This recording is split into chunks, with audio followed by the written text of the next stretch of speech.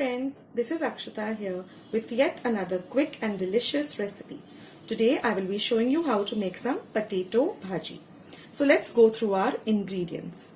Here I have about 3 medium-sized potatoes boiled and cut into small cubes. They have to be small and cut evenly so that our masala coats each and every potato well.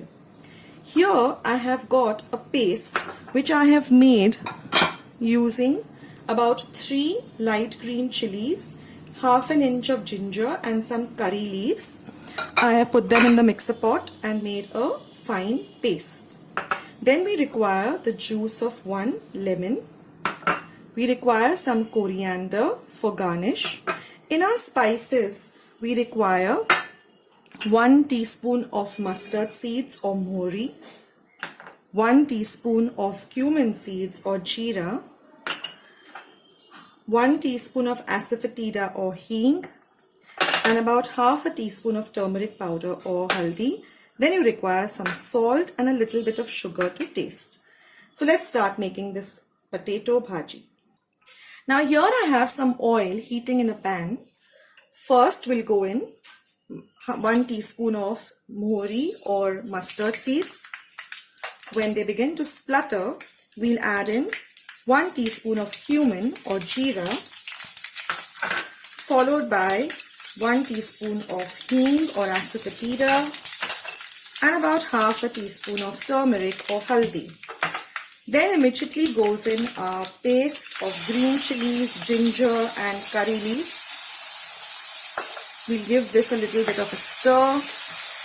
We want these chilies to fry a bit. And then goes in our diced potatoes. We give all of this a good mix so that everything gets coated with this bagar. You have to cook this between slow and medium flame, not on high flame. And now we will just cover this and let it cook for about 2 minutes. Now after 2 minutes, we will check on our potatoes.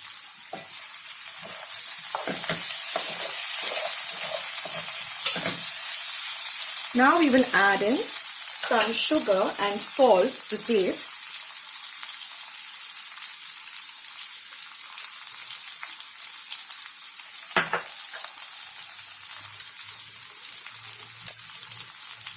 And again give this a very good mix.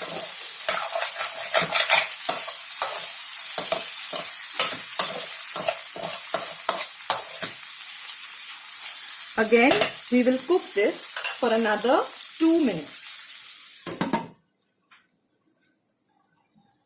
Now it has been another 2 minutes. Our potato bhaji is all ready.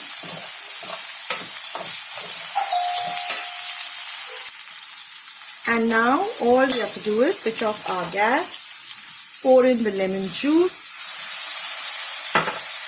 and the garnish of coriander and give it one final mix.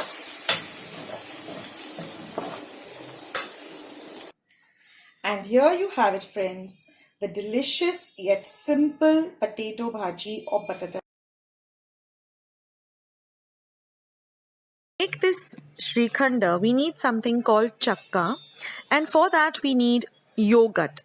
Now to make homemade yogurt, just take a little bit, quarter teaspoon of homemade fresh yogurt and add it to half a liter of warm fresh milk. And then we're going to set this aside for at least minimum of 10 hours to set. And after that you will see that your dahi is all ready, all set, and nice and thick. Now we're going to keep a sieve on top of a regular vessel. We're going to put a muslin cloth or a large handkerchief, and we're going to empty all of this dahi or yogurt, tie it up, and then we're going to let all the water drain out of this dahi. After all the water drains out, just put a heavy weight on it and keep it in the refrigerator for another 2 to 3 hours. Then it will look like this. This is called chakka. Now transfer this chakka onto a large bowl. And we're going to add an equal quantity of icing sugar or powdered sugar. So I'm adding about 1 cup of powdered sugar. You can add as per whatever sweetness you like. And then with a whisk, I'm going to whisk everything together to make it into a nice smooth Shrikhanda. If you don't have an electric whisk, you can also put the entire mixture into a blender and blend it, and then use a sieve and strain it so you get a nice smooth paste, or you can even use a hand whisk.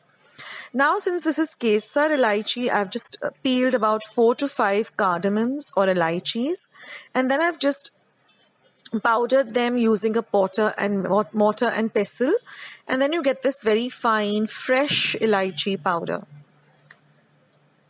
Also, what I have done is I have soaked a few strands of saffron or kesar in 1/4 cup of very hot milk.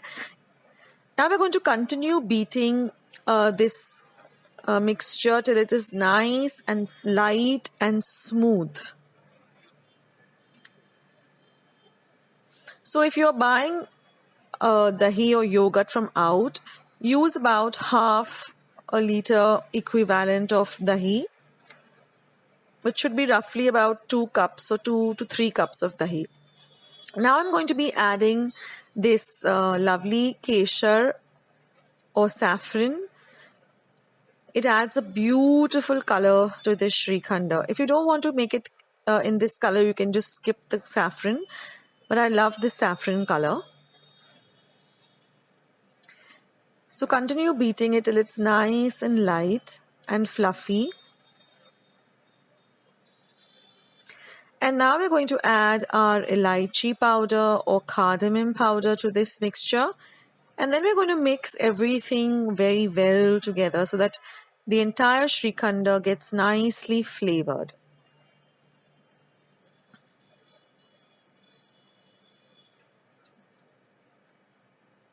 So give everything a good mix.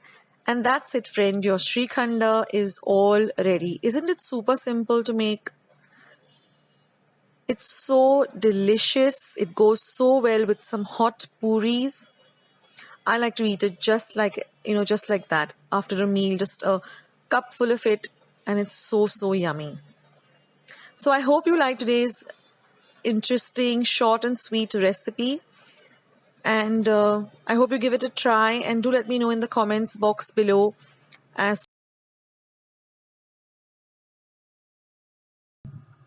So I've just taken about 2 cups of whole wheat flour, added a pinch of salt and some water, and made a dough like this, which is very stiff. It shouldn't be like a chapati dough or a roti dough. It should be really stiff.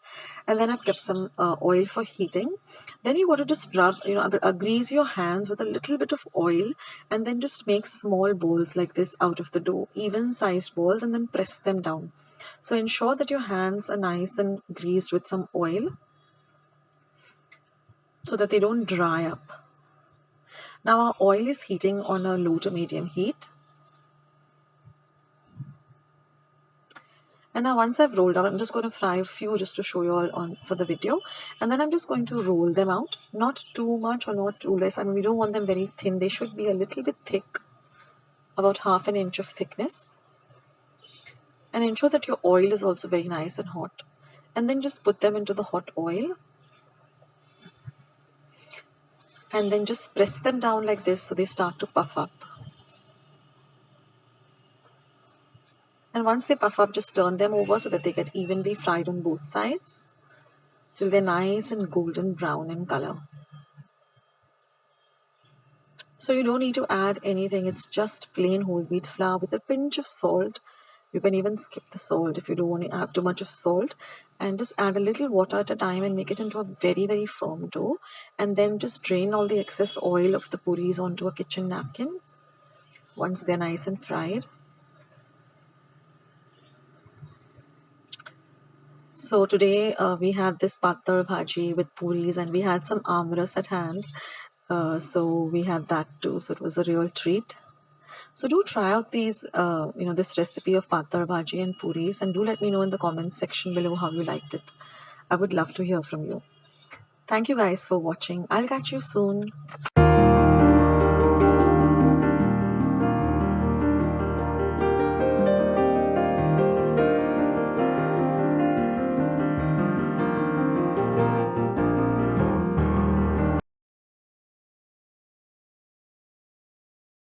Fresh coriander, which I've washed thoroughly.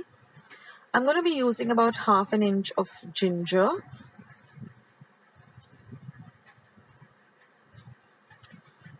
I'm going to use about 2 large cloves of garlic, the juice of half a lemon, and I'm going to be using 4 to 5 light green chilies. Now, depending upon how spicy you would like it, you can alter the number of chilies. So just chop up the chilies.